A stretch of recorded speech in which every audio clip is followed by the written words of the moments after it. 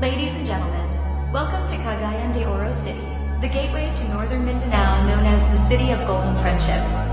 A vibrant destination where vibrant cultural heritage, rich history, and experience warm hospitality of its people, offering a unique blend of tradition and modernity. Join me as we explore Cagayan de Oro City, where unforgettable experiences await you at every turn. Hello guys, welcome to our channel. Karon, we're in the heart of Cagayan de Oro City for the most epic fiesta, ang Higalaay Festival. So stick with us, kidaghan kayo makikita sa inyo ha.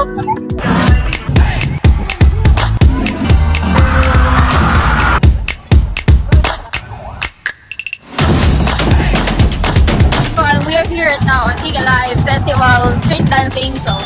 Sa tumatunggan karon no, sa Bakayo Arms time, nagapadayon nyo po sila og kanang street dancing payo sa sport complex Bacolod. So nya, ato ang masaksihan sa mismo nga sport complex ang ilang performance, no?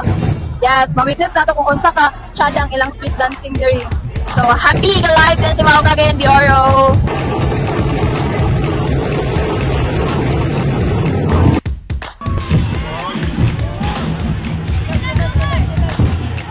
Hello, magandang gabi ko sa inyo karon. So, ano yung gibate karon sa inyong contest?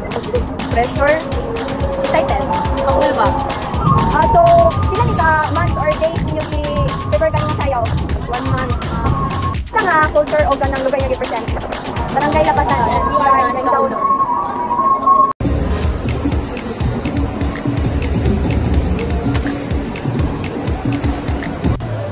So ani ang nasabta diri karon sa kahimunan Regional Trade Fair kung asa ang pinaka-importante about kultura sa region.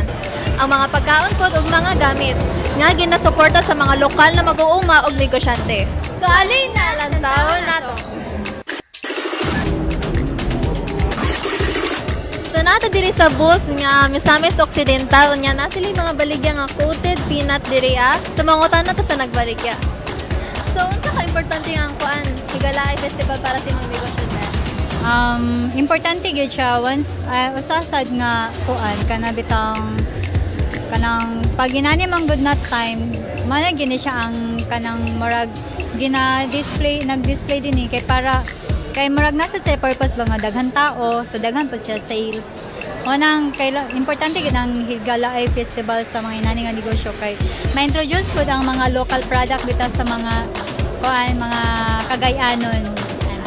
Napoy tourist nga ga palit sa inyong product?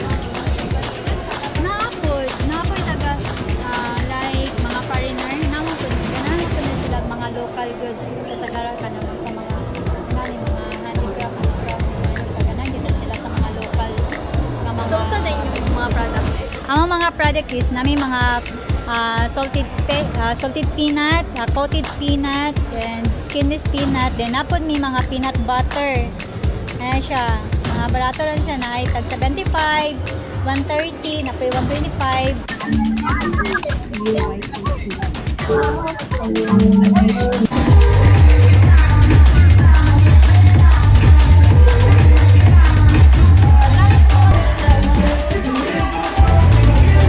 Guys, nakapalit ang tanghuli. A candied fruit grower. So, dili rin siya mapalit sa kuan. Ang Korean style spicy fried chicken, tanghulo dahil dili. The halal farm. Tag 50 pesos na siya guys. So, tilawan nato.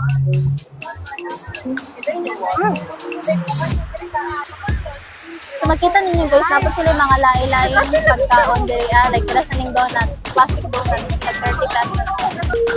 Happy